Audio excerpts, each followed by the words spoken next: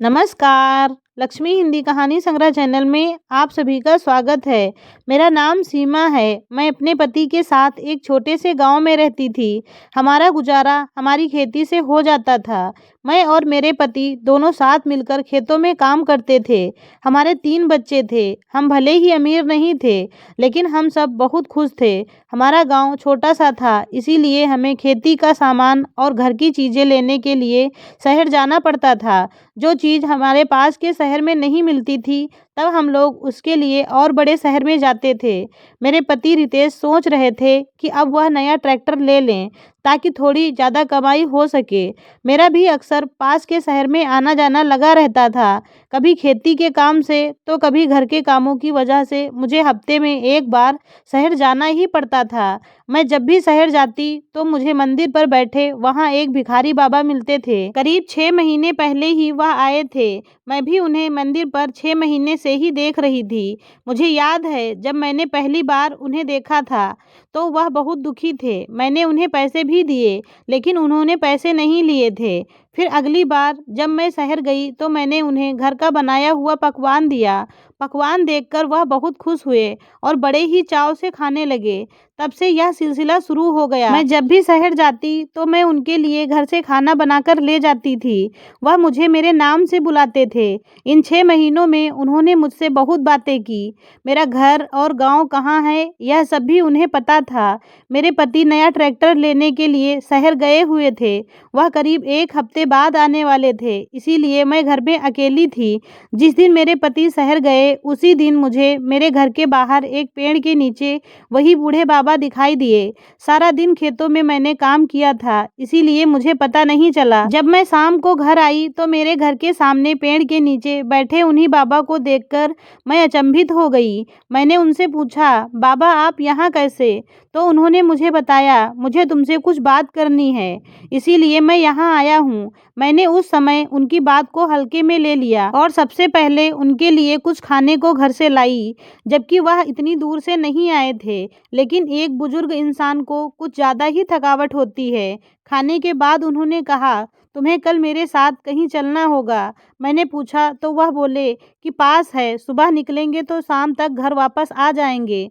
तुम्हारे गांव से बस भी मिल जाएगी। मैंने कहा, बाबा आप कहाँ जाने को बोल रहे हैं, बताइए तो। वह बोले कि मैं तुम्हें अभी नहीं बता सकता, बस तुम मेरे साथ चलो। मैंने कहा, नहीं, मैं कहीं नहीं जा सकती, क्योंकि मेरे पति बाहर ट्रैक्टर लेने के लिए गए हैं। उन्होंने बीच में ही टोकते हुए कहा कि मुझे सब कुछ पता है, तुमने ही तो मुझे बताया था कि तुम्हारे पति 1 हफ्ते बाद शहर से वापस आने वाले हैं, इसीलिए तो मैं अभी यहाँ आया हूँ। मुझे उनकी कोई भी बात समझ नहीं आ रही थी। एक पल के लिए मुझे लगा कि वह अपने बुढ़ापे की वजह से शायद मुझसे इस तरह की बात कर रहे हैं।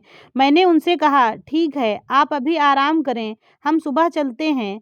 वह घर के बाहर वहीं पेड़ के नीचे सो गए। मैंने उस समय उनकी बातों पर ध्यान नहीं दिया था, क्योंकि मैं सोच रही थी कि शायद सुबह होते ही वह मुझे यहाँ नहीं दिखाई देंगे, वहीं शहर के मंदिर पर वापस चले जाएंगे। लेकिन ऐसा कुछ नहीं हुआ। सुबह जल्दी ही वह मेरे घर का दरवाज़ा खटखटाने लगे। अभी सुबह के 4 बज रहे थे।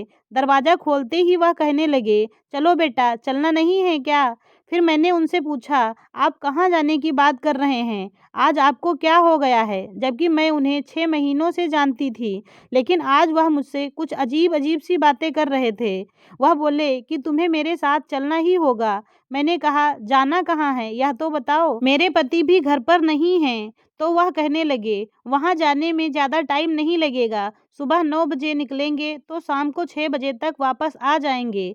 मुझे एक पल के लिए बहुत अजीब लगा, क्योंकि मैं उन्हें 6 महीने से ही जानती थी, इसीलिए उनके बारे में ज़्यादा कुछ नहीं जानती थी। इसीलिए मुझे उनके साथ जाने में एक अजीब तरह की घबराहट हो रही थी। लेकिन मैं इतना ज़रूर जानती थी कि उन पर भरोसा किया जा सकता है। उनकी जिद को देखते हुए मैं उनके साथ चलने को तैयार हो गई। हमारे गांव से एक बस जाती थी जहां वह मुझे ले जाना चाहते थे। वह जगह मेरे गांव से करीब 30 किलोमीटर दूर थी। बस में बैठने के बाद हम करीब 1 बजे एक गांव पहुंचे। वहां बस से उतरने के बाद उन्हीं बाबा ने कहा, तुम मेरे पीछे पीछे आ जाओ। वह ज़्यादा तेज तो नहीं चल पा रहे थे, लेकिन धीरे धीरे चलकर वह एक गांव के बाहर आ गए थे। करीब 45 मिनट से हम चल रहे थे, तब जाकर गांव के बाहर सुनसान जगह की शुरुआत हो गई थी। मैंने उनसे कहा कि आप मुझे कहाँ लेकर जा रहे हैं?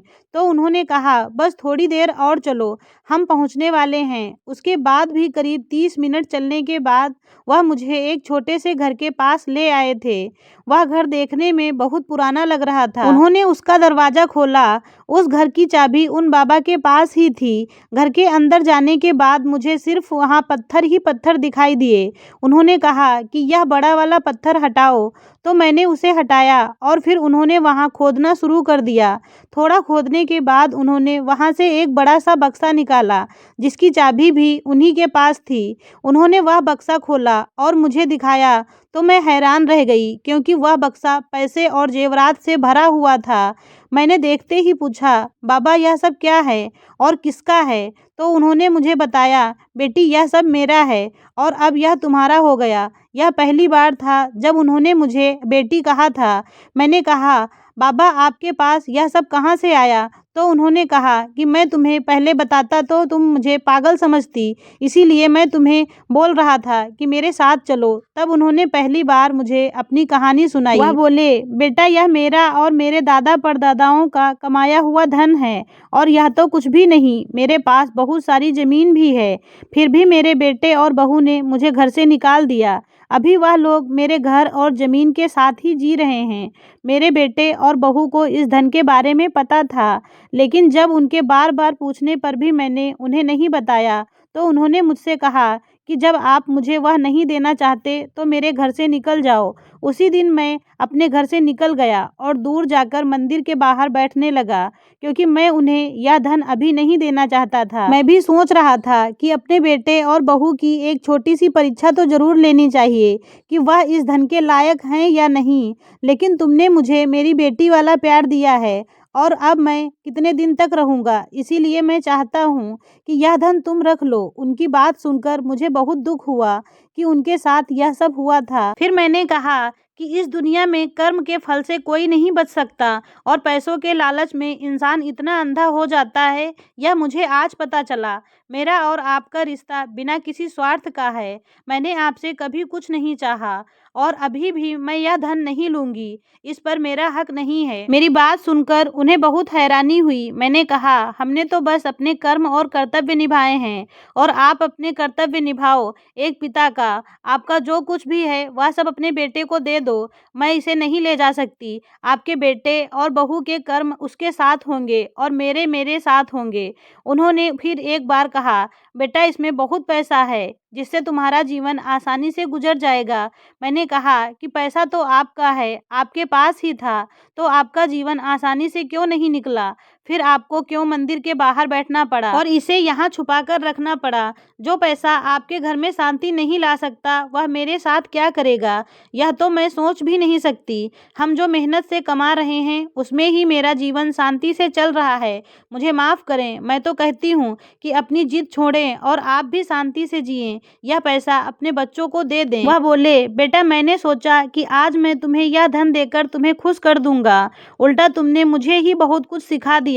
जीती रहो बेटा। मेरी बातें सुनकर वह बाबा वहीं बैठ गए। उन्होंने कहा कि अब तुम जा सकती हो, मैं कुछ देर यहीं रहूंगा। मैं वहां से चुपचाप वापस घर आ गई। मुझे बहुत ही शांति का अनुभव हो रहा था। करीब 15 दिन बाद जब मैं फिर से शहर गई तो वह बाबा मुझे वहीं बैठे दिखाई दिए और मुझे देखकर वह बहुत खुश हुए। जब मैं उनके पास गई तो उन्होंने बताया कि मैंने उन लोगों को पैसा दे दिया है और अब मैं बहुत ही शांति का अनुभव कर रहा हूँ। मेरे बच्चों को धन महत्वपूर्ण था और मेरे लिए भी, इसीलिए वह लेने की जिद पर अड़े रहे और मैं न देने की। धन के भूखे तो हम दोनों ही थे।